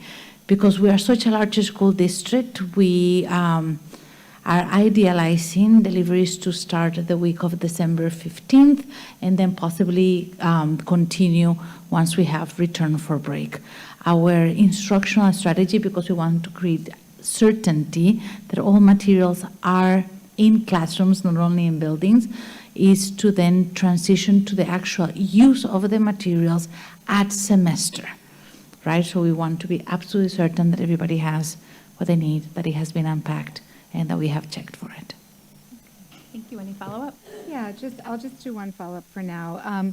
So with that shift, we've been working with the modules and everything's online, and I mean, I try to figure out, going from like toggling here to that to this to try to piece it together is really challenging. So I'm anticipating that will look different once these new materials are here. And I don't know, how will teachers be given that information moving forward in terms of like, this is the shift, this is what it's going to look like, this is how you use it. How will that information be presented to them? Director, President Zambor, Director Simpson, members of the board, we are looking forward to, the three of us, to spend time with teachers virtually, because once again, it's a very large district, on Monday the 24th. So we're creating a universal opportunity to be able to acknowledge the opportunity and the actual challenges of implementing through the use of the modules that were lovingly made in-house, but were not ideal. Assure our teachers that the concerns have not fallen on deaf ears, that we have heard them, and that in full transparency and in response to that feedback, that we have received support from you to be able to move forward and acquire not only the materials, but a handsome support plan in the form of professional development that is going to be sustained over time. So the 24th is going to be our entry point for it. Okay, thank you. Okay, 2 quick comments. Okay, one, I do appreciate the 3 reads with different focuses, repeated readings with a shift in focus we know is beneficial. So I don't want to necessarily throw that out, because that's a good strategy, and maybe our students will learn to tolerate the stories. That was a great expression. And then the other thing would just be with the superintendent reports, if we could just get them a little bit during the day. I know it's a lot of material, so I don't know if they could be uploaded like before 3 or something like that, the day of meetings, just so we have a chance to look at, glimpse it ahead of time, or at least follow along a little bit, because they are bulkier than what we've had in the past, which that's fine. It's just sometimes hard to follow along up there when we don't have it here, or a little bit ahead of time. So just an ask. Thank you. Thank you. Do other board members have questions regarding the literacy plan? And then we can go into other topics. Director Ferguson. Thank you, Madam President. I have 2 questions. My first one is, first, I can appreciate Director Fahn's inquiry as to how parents and families are engaged in the literacy planning. It almost seems like per school, for every school, we need to make it very clear where we are and what our goal is by the end of each academic year, and how we're going to measure how much progress we've made. And I definitely can see the opportunity for engagement between FACE and the literacy team on that endeavor. My second point, this one is a question: how much instruction time currently is each MPS student receiving per week in literacy? Administration. President Zambor, Director Ferguson, members of the board. We have started this year, on the fall of this year, universally implemented a 90-minute daily block for integrated reading and writing, and a 60-minute block for the delivery of explicit foundational skills. So word recognition, K-5 through third grade, and then word study, which is the, for the appropriate grade levels for grades 4 and 5. We have historically had exactly the same number of minutes, as I understand, prior to my arrival, but they were just used differently. But they have not been achieved in the number of daily minutes secured for it, just in the strategy on how to use them. Any follow-up? Yes. What about beyond the third grade and even high school instruction? So for third grade, we have the 90 minutes. For fourth and fifth, for all of elementary, K-5 through fifth grade, we have the 90 minutes of integrated reading and writing and the 60 minutes for explicit word study or word recognition. For grades 6 through 8, we have different different ways in which we're approaching literacy depending of the structure of the middle schools. So I am making myself a note so we can gather the data for middle school and for high school, because we have such a wide variety of program types that there is a variability in the relationship of the number of minutes. But if it is agreeable, we can get back to you. President Zambor, Director Ferguson, you can see why I'm smiling over here, because I do believe we need to look at grade reconfiguration, because it does absolutely make the job much harder for us to standardize our programming across the schools. And, when you have all of these different iterations, it just makes it much more challenging, but we will be sure to bring that back to you. Any follow-up? Nope, that's it. Okay. Other comments or questions on literacy? Vice President Herndon. Thank you very much, Madam Chair. I was at one of the Listen and Learn meetings last night, and there were some teachers in attendance, and they were sharing with us that they didn't have enough time to spend on the virtual training modules. It appears, and reading some emails we receive as directors too, it seems like many of the educators are looking to have more in-person connection or being able to phone somebody. I don't know, but that's what's being shared.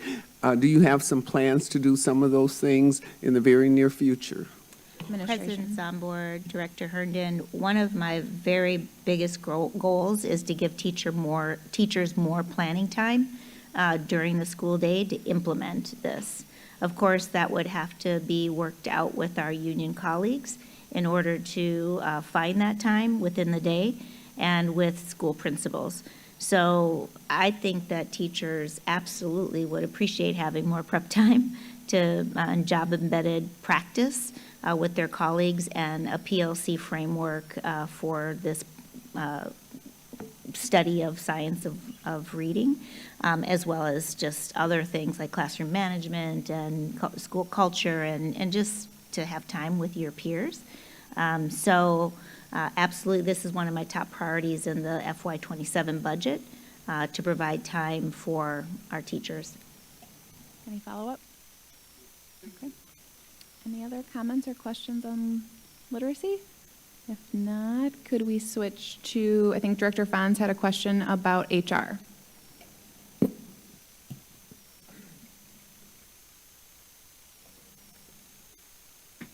Okay, Director Fons, could you repeat your question if you didn't? One recurring theme that we've heard for years is that we lose new teachers because of, from the time that a new applicant will apply to the time that they're hired is just too long. And there's all kinds of, in Act 10 world, right, people are moving around a lot more than they used to. So what, do we have metrics for that, which we'd like to see, and then how, we'd like to see improvement on those metrics if possible. Administration? Thank you, Director Fons. Great question. The long and short of it is, yes, we have metrics, and absolutely we can give that information to the board. I would like to say, just in the short time that I have been here, we have assessed time to fill. And the time to fill includes reducing that time frame in which an applicant fills out the application from the time that they're hired. Little things have really prevented us from acquiring staff in the past, like being very restrictive on requiring official transcripts, and anything outside of an official transcript would not be accepted, and therefore you could not advance in the process.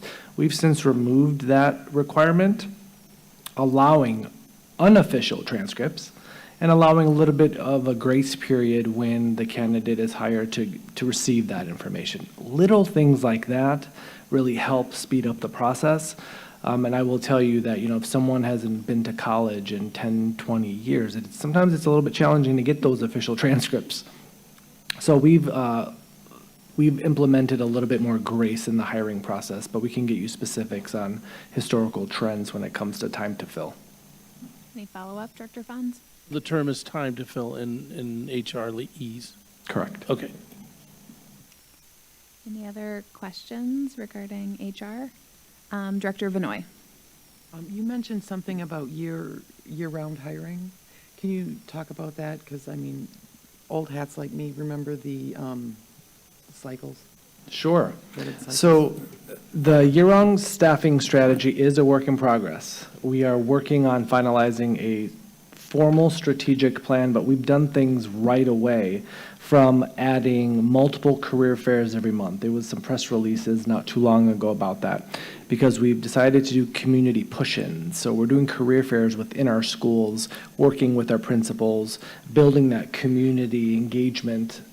So again, we've been doing them since October, November. We have 6 so far for this year since October, and then we're going to be doing them going into the next year as well. In addition to that, we are, like I mentioned during the presentation, we're working with universities, many colleges, universities, to tap into that student pipeline, those that are getting ready to graduate. We are looking to potentially implement early contracts. So we're trying to get ahead of the curve, trying to be really aggressive in our sourcing and recruiting approach.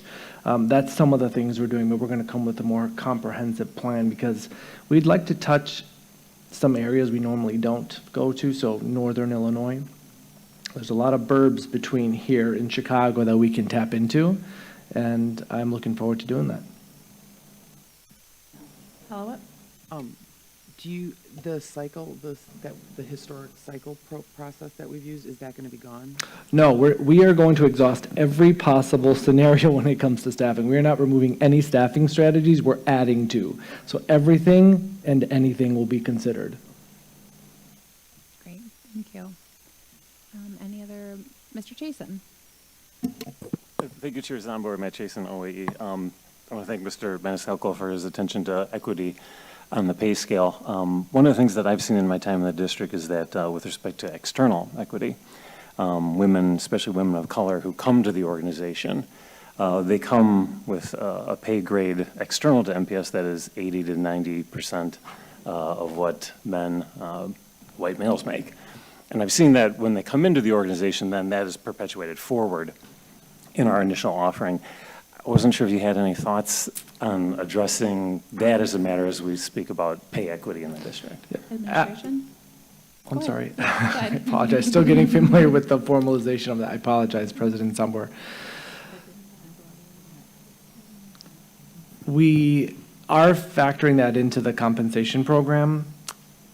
The internal equity pieces and the tenure adjustments are going to get at just that. So raising everyone up to a baseline should accomplish a lot of the inequities that are currently taking place. Our current compensation formula that has been used historically places you wherever your last job was at with an up to 10% increase.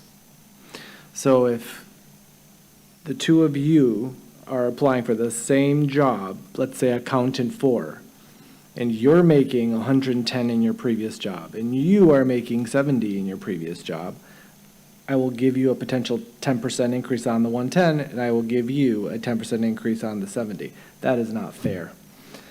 for the same job, for the same function. So this new formula that we're going to be working through over the next year will eliminate those bottlenecks and the inequities that are currently taking place. Any follow-up, Mr. Chason? No? Okay. Do other board members have comments or questions? No? I just really appreciate, when did you start? First week of September. Okay, that is a tremendous amount of progress to make in such a short amount of time. So thank you for helping us turn a corner on that piece of the HR audit. I think the pay equity is so important. It's something that I think as board members, you know, we hear about it, but it's hard for us to, you know, take action without having the data and guidance of someone leading the charge. So thank you so much for that work. My pleasure. Thank you. Okay.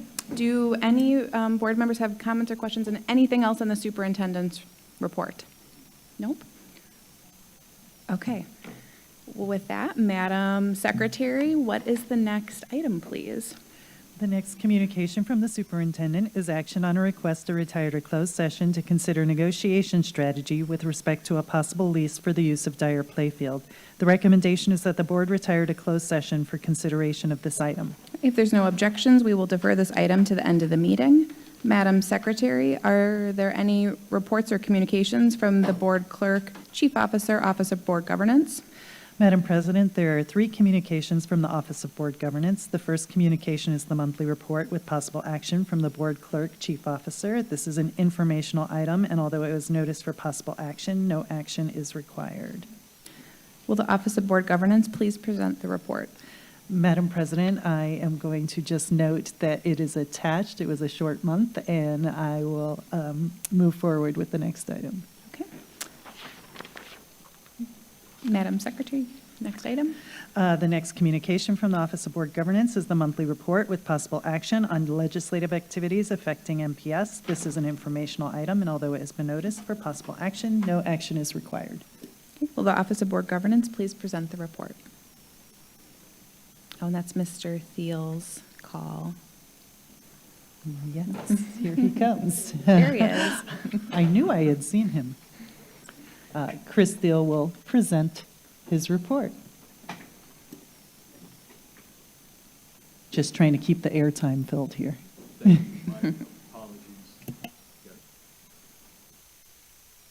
Thank you. Members of the board, Chris Thiel, Office of Governmental Relations in the Office of Board Governance. A number of top-level updates on some things that have been in the news and that people have inquired about recently, and then an update on an item that came forward this week that we've received a number of questions about that we can provide some initial information to the board. As we've looking back over the last year, looking back over the state budget period and some of the things that come before not only this school board, but all school boards, today is the day where the school levy tax credit information is released. And this is a little bit of arcane information, but built into the state funding formula is something called the school levy tax credit. The state describes this as funding for schools. It's really not, frankly. It's a tax credit. And we go through this process from October, where our board and boards across the state set their levies. And our levy, I think, is going to be set at around $427 million. So people in December will be receiving property tax bills. They will see an MPS levy amount of $427 million.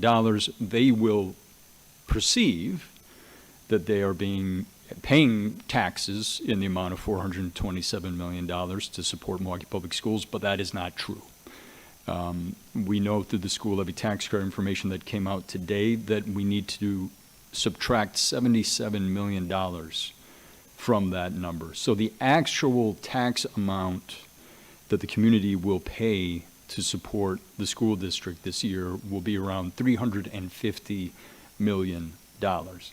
If you do receive that tax bill, you're going to see the big number, and then you'll turn it around and you'll see a much smaller box that describes per $1,000, there's something called the tax credit. But we have a process in the state, and the reason I bring this up and we discuss it with our colleagues across the state is because, frankly, it just doesn't make any sense for the people of Wisconsin to be led to believe that they're being taxed more than they actually are to pay for our public schools. That perception is problematic, especially in a year like this one where the state provided no general aid, and because the state provided no general aid, that's having a even more significant impact on property taxes. So we can distribute that specific information to the board, but just wanted to let everyone know that that will actually be the amount of taxes paid, that $350 million figure. Moving to something that's occurred at the federal level, and things are obviously moving very quickly. Obviously, we had a government shutdown, and a couple of weeks back, I can't remember the date exactly, we had a very odd and concerning situation where SNAP benefits, food nutrition benefits for our families were being cut off and threatened to be cut off. And to the Governor Evers' credit, he moved quickly, his administration moved quickly to ensure that there was not a stoppage in funds. And then, as you may have seen, the president's administration was in court suing to make sure that they could delay the disbursement of the funding to make sure that families had food. And that was the thing that was occurring. And so questions have been asked about, in terms of that lawsuit, where are we? And in terms of SNAP benefits, where are we? And as the government shutdown ended, you've heard of an omnibus motion where they pass all the bills related to the budget. They literally use the term minibus when they pass only a few items. One of the areas, there were 3 areas that were approved for the course of the year, and one was in the agriculture budget. So the SNAP benefits are under that agricultural section at the federal level, and that portion of the federal budget has been approved for a year. So we should at least not see that threat of SNAP and food assistance to families that obviously very much need it being threatened and withheld again for at least a year. That being said, the reopening of the government lasts until January 30th. So all of the other concerns we have in terms of what the federal funding that we know we rely upon for our school districts, what's going to happen with that. They did what's called a continuing resolution that exists only until January 30 of next year, and we will find ourselves perhaps back in a situation that was occurring with the government shutdown. Hopefully not. Hopefully agreement can be come to, and we can actually move forward with funding the federal government. But that's just an update as to where we are there. Staying at the federal level, over recent days, you've seen we saw this with Project 2025 when we discussed it last year. We have seen this kind of developing over the course of the last several months, but additional moves have been made to essentially dismantle the Department of Education. And a lot of people are asking, what does that mean exactly? So again, as I mentioned maybe almost every board meeting, we're working with our Council of Great City School Partners to monitor the situation. We're in a unique moment because by law, by federal law, only Congress can dismantle the Department of Education. And so the administration, the Trump administration, frankly knows that by law it can't technically dismantle the Department of Education, but nonetheless, parts of what the Department of Education does and is responsible for are being shifted to other areas and basically broken apart. So we're still monitoring, what does that mean for service for our school district, ultimately support of our schools. But we're in this kind of odd place where the law stipulates that only Congress can technically dismantle the Department of Education, but nonetheless, as you've been seeing, there's this shifting that's causing significant concern. And then moving to the state level, one of the things we've talked about as part of the budget process is the terminology used for reimbursement for special education students in public schools. And we described, I think I presented to you that there's 2 terms that can be used for some funds to support special education and in other areas. But the reimbursement rate that was proclaimed by the state when they passed the budget obviously fell short of the 60% the governor proposed, well short of the 90% that we've advocated for and that private schools are getting essentially. So the amount put into the state budget to be reimbursed for this school year was a reimbursement rate of 42%. On Monday, the Department of Public Instruction came out and said their initial estimate for what that rate will be is 35%, 7 percentage points lower than what was just promised. There was a newspaper article today that you may have seen about this issue. One of the things that, frankly, is kind of unfortunate is because some certain language is used, I don't think there's a school district in the state of Wisconsin that even believed the state, that budgeted for 42%. I don't think, we didn't budget for 42%. We budgeted in the neighborhood of 40%. The other thing that happens is because the state is in a guessing game, the Department of Public Instruction is in a guessing game in terms of what the actual reimbursement rate will be, and what they're doing is monitoring costs over the course of the year with the only available funds that the state has provided. They may have started at a little low. So last year when we went through this process, they had an initial estimate, and then they moved the actual reimbursement rate up 1.5 percentage points. But it never reached 33%. It was supposed to be 33%, it was 30.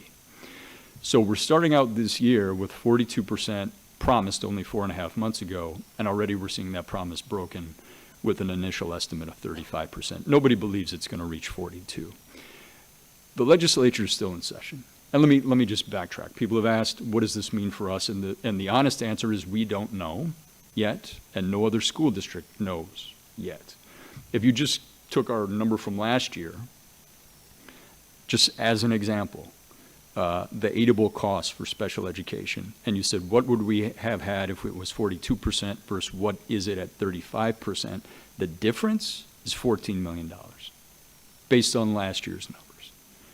I think, again, we estimated a lower percentage rate because nobody trusts what the state says, because history has proven for 2 decades that you can't. So I'm not saying that we're looking at a loss of $14 million. It will be less than that. Right now, maybe a $10 million figure could be used, but frankly, we don't know because we don't know what the rate's going to be. The fix is simple.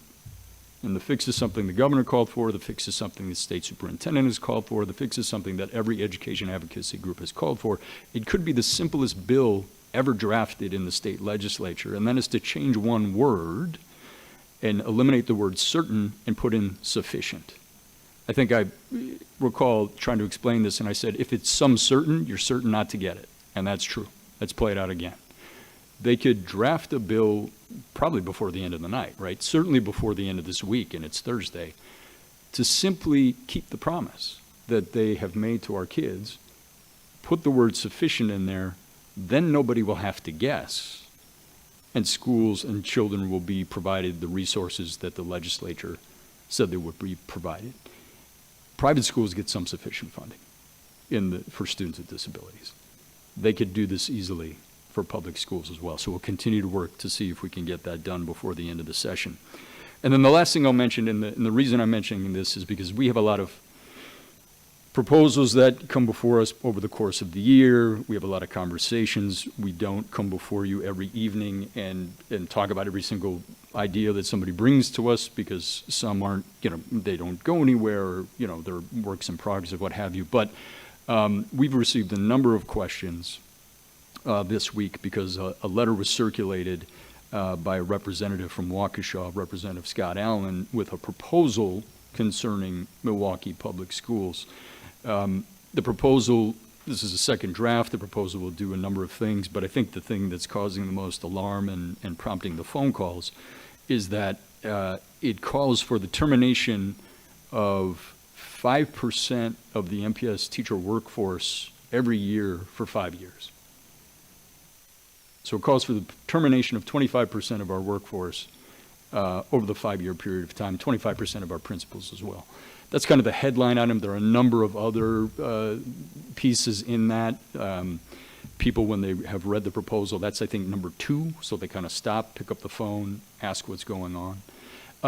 And to be candid, we were approached, asked to have a conversation with the representative. We did early in the year. The original proposal we saw terminated 50% of our employees. So that's over 2,000 teachers over a 5-year period of time. We obviously politely, professionally communicated those things that would actually assist the school district in moving forward. As we've discussed here, hiring retired teachers, clearing the way for that, the Teacher Pledge program, described all the work, Dr. Casilius, as you've seen presented tonight again, everything that we're doing to move the district forward.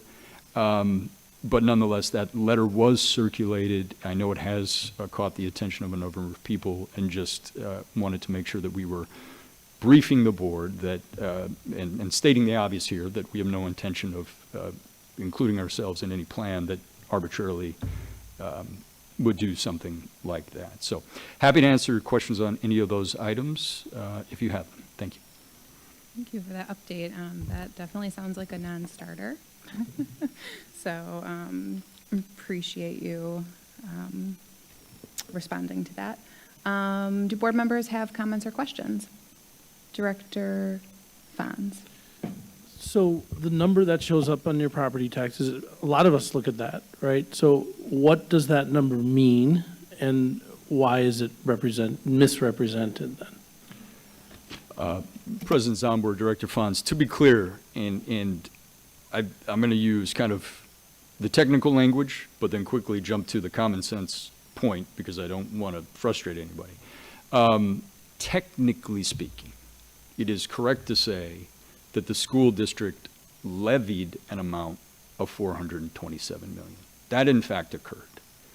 People assume, which makes sense, right, that if we're levying a $427 million tax, that's the amount they have to pay. That logically just makes sense. Nobody anywhere is ever told about the $77 million figure that I just described to you. I think there may be a handful of Department of Revenue officials today and one other individual in the state of Wisconsin who's sitting with you, who is aware that today was the day that information even came out. The information is not distributed to this school district. Our budget office, our finance office does not receive that information. It's transmitted to the municipality, in our case, the city of Milwaukee. So we have an issue here over this period of time, and it never was meant to really fund schools, but it's very attractive during a legislative budget process to, at the last minute, if you want to say you lowered taxes, throw some money into something called the school levy tax credit and state that you're both funding schools and lowering property taxes. The money never comes to a school district. It is a tax credit. So technically, we did levy the $427 million. But in reality, people, I think this is the common sense part, how much am I paying in taxes for Milwaukee Public Schools? How much am I paying for Racine? How much am I paying for Wauwatosa? And that number's the number from Milwaukee is $350 million once you include the school levy tax credit. So I think we can, again, try to work with our partners to see if we can get clarification on the document that comes out with the city property taxes. But I'm just saying that out loud again here today because, one, frankly, we could probably fund schools in a different way and not continue to pretend that's funding schools. I think that's a change we've been looking for at the state level. But until we get it fixed, we'll continue to communicate that number. Thank you. Any follow-up, Director Fonz? No? Okay. Superintendent Casilius? President Zombor, Mr. Thiel, thank you so much for the clarity that you presented on how this impacts taxpayers. I think truth and transparency in what we are doing around our budget in Milwaukee Public Schools and the commitment from our taxpayers, which is great, and we're very appreciative of that commitment, is extremely important.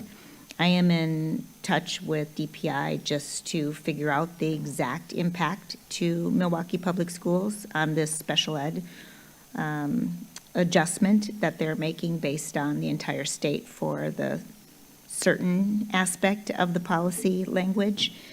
I'd like to ask two questions. One, what can I and the board do in terms of advocacy, with your opinion, in the next week or so to address this special ed issue with the legislature and leadership.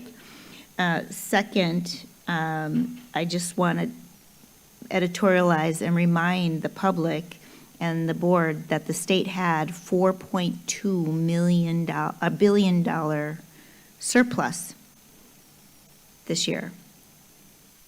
And the fact that they are choosing to nickel and dime on the backs of children with disabilities is appalling to me. These are children with disabilities. And the fact that they give it to private schools, but they won't give it to our most vulnerable students who attend our public and charter schools is perplexing to me. All children are all children. And so if there are things that I can do to lift this up, please let me know. Thank you. Thank you. And Mr. Thiel? President Zombor, Superintendent Cassellius, thank you for your advocacy already. Thank you for your question about advocacy here. Absolutely. I think what another thing that's happened when we have kind of fresh eyes on some of the situations that we're involved in here in Wisconsin is we've become, as a school education community, too accustomed to knowing that our students are going to be let down in this area. The conversations I've had this week were not so much, I'm surprised that we didn't get a 42% reimbursement rate.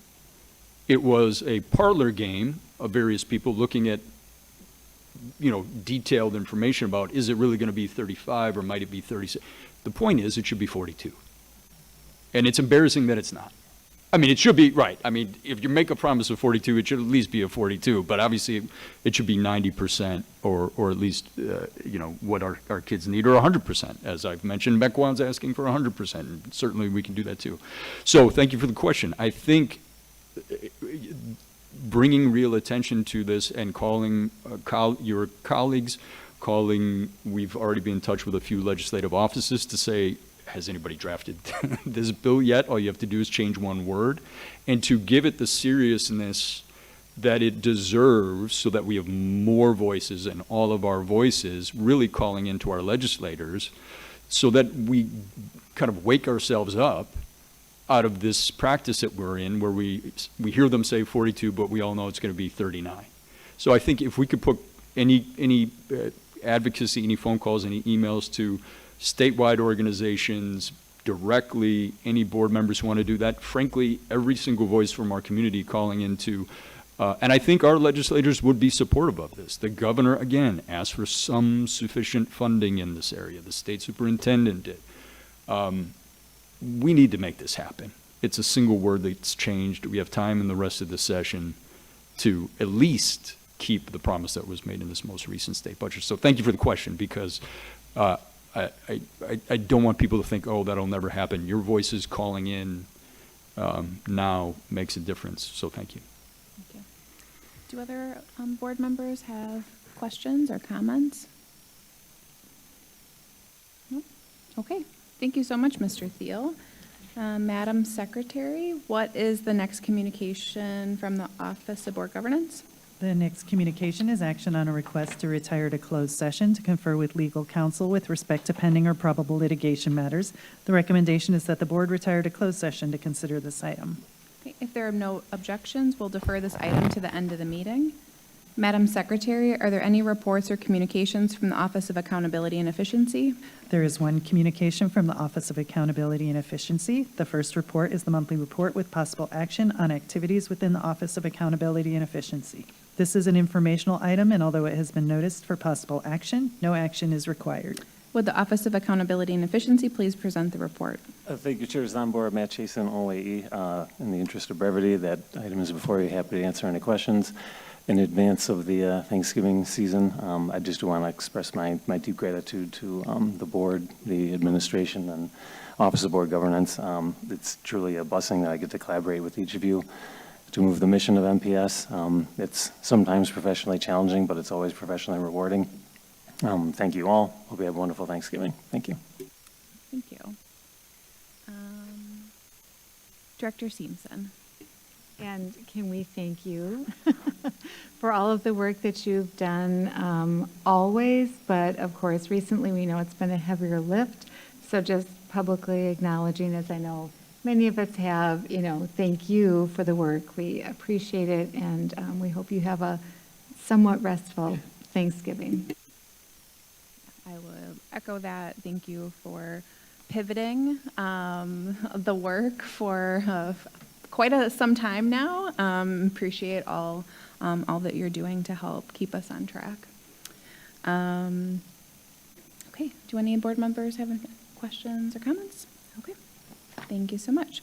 Madam Secretary, what is our next item of business? The next item is action on reports of the independent hearing officers of the Milwaukee Board of School Directors, student expulsions. The chair will entertain a motion to accept, modify, or reject the reports of the independent hearing officers of the dates and times listed in our agenda. Director Seamson? I move that we accept the reports as noted. Do a second? Seconded by Director Ferguson. Madam Secretary, would you please call the roll? On Director Seamson's motion to approve the reports of the independent hearing officers as attached, Director Ferguson? Aye. Director Fons? Aye. Director Herndon? Aye. Director Reza? Aye. Director Seamson? Aye. Director Vinoy? Aye. And Chair Zomber? Aye. That's 7 ayes, the motion passes. Okay, we will now have the reports of the standing committees. Since public hearing was given at committee meetings, the board, as is customary, will not be giving public hearing on these reports this evening. Madam Secretary, what is the first report? The first report is that of the Committee on Accountability, Finance, and Personnel. No items of this report have been set aside for separate consideration. Do any board members wish to set any items aside? Okay. Next report, please.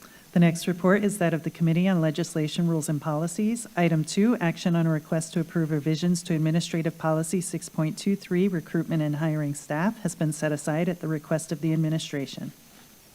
Do any board members wish to set any items aside? Okay. Madam Secretary, what is the next report? The next report is the report of the Committee on Student Achievement and School Innovation. Items, we already did item 2. Item 5, action on a request to approve the district library plan, has been set aside. Okay, do board members wish to set any other items aside? Okay. May I please have a motion to approve the balance of the committee's reports? Director Ferguson? So moved. Do we have a second? Director Reza, seconds?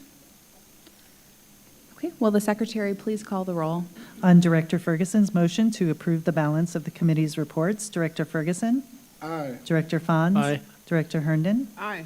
Director Reza? Aye. Director Seamson? Aye. Director Vinoy? Aye. And Chair Zomber? Aye. That's 7 ayes, the motion passes. On behalf of the board, I'd like to congratulate everyone approved for an appointment or promotion. We appreciate you bringing your talents to MPS. On behalf of our students, go forth and do great things. Madam Secretary, what is the next item set aside? The next item set aside is also from the report of the Committee on Student Achievement and School Innovation. Item 5, action on a request to approve the district library plan, has been set aside. The administration recommended approval of the district library plan. Your committee has advanced this item without recommendation, as the plan to be approved was not initially attached to the item. A link to the library plan has since been added for consideration. Okay, does the administration have any new information to present? President Zomber, members, nothing new than what was read into the record. Okay, do board members have any questions or comments? Director Seamson? I move that we approve the library plan as attached. Do you have a second? Seconded by Director Reza.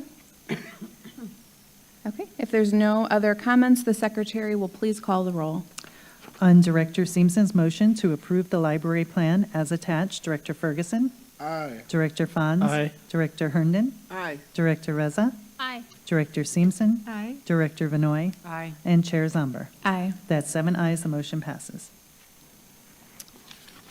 Madam Secretary, what is the next item set aside? The next item set aside is from the report of the Committee on Legislation, Rules, and Policy. Item 2, action on a request to approve revisions to Administrative Policy 6.23, recruitment and hiring staff. Your committee recommended approval of the proposed revisions. This item was set aside at the request of the administration. Does the administration have any new information to present? President Zambor and members of the board, Brenda Casselli is superintendent. At the LRP meeting on Tuesday evening, the LRP committee approved revisions to the Administrative Policy 6.23, recruitment and hiring of staff. This evening, we are requesting you approve this policy again with the slight adjustment to the policy, changing the words human resources to or designee in paragraph 4, subparagraph C as attached to this item. Okay, thank you. Do board members have any questions or comments?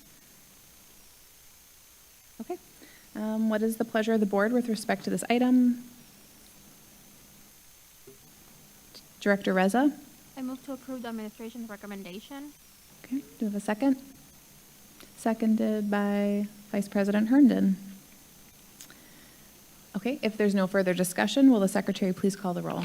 On Director Reza's motion to approve the recommendations of the administration as presented in the revised attachment, Director Ferguson. Aye. Director Fons. Aye. Director Herndon. Aye. Director Reza. Aye. Director Simpson. Aye. Director Vanoy. Aye. And Chair Zomber. Aye. That's 7 ayes, the motion passes. Madam Secretary, are there any items of regular business? Yes, there are 2 items of regular business. Item 1 is the report of the board's delegates. The first report is the report of the board's delegate to the District Advisory Council. Would the delegate like to make any remarks? No? Okay. Madam Secretary, what's the next report? The next report is the report of the board's delegate to WASB. Would the delegate like to make any remarks?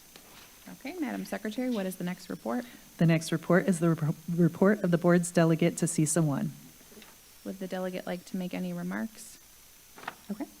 Do any other delegates have a report they'd like to share? Okay, Madam Secretary, what is the next item of regular business? The next item is the monthly report of the president of the Milwaukee Board of School Directors. Since this is a short month, I'm going to combine my monthly report with December's report. Madam Secretary, is there any unfinished business before the board? We have no items of unfinished business. Madam Secretary, are there any new items of business? We have no items of new business. Are there any communications for referral to committee? No, Madam President, we have no communications. Resolutions for referral? Madam President, we have 1 resolution for referral, Resolution 2526R-003 by Director Fons on for-profit college accountability legislation. Okay. Thank you, Director Fons. This resolution will be referred to the Committee on Legislation, Rules, and Policies. Madam Secretary, what is the next item on our agenda? Madam Chair, we are back to the items that were previously deferred. Could you remind us of those items? Those items are action on a request to retire to closed session to consider negotiation strategy with respect to a possible lease for the use of Dyer Playfield, and action on a request to retire to closed session to confer with legal counsel with respect to pending or probable litigation matters. The recommendation is that these items be considered in closed session. The chair will accept a motion to consider these items in closed session pursuant to Wisconsin Statutes 19.85, Parent 1, Parent G, for the purpose of conferring with legal counsel for the board who is rendering oral or written advice concerning strategy to be adopted by the board with respect to litigation in which it is or is likely to become involved, and 19.85, Parent 1, Parent E, for the purpose of deliberating or negotiating the purchasing of public properties, the investing of public funds, or conducting other specified public business whenever competitive or collective bargaining purposes require a closed session. Does anyone so move? So moved. Okay, do we have a second? Second. Seconded by Director Herndon. Okay, Madam Secretary? On please. go ahead. On Director Ferguson's motion to retire to closed session pursuant to Wisconsin Statutes 19.85, Parent 1, Parent E, and Parent G, Director Ferguson? Aye. Director Fons? Aye. Director Herndon? Aye. Director Reza? Aye. Director Simpson? Aye. Director Vanoy? Aye. And Chair Zomber. Aye. That's 7 ayes, the motion passes. The board will now retire to closed session to discuss the items read by our secretary. The board may return to open session to take action on matters discussed in closed session. Otherwise, the board will adjourn from closed session. Madam Secretary, please note the time.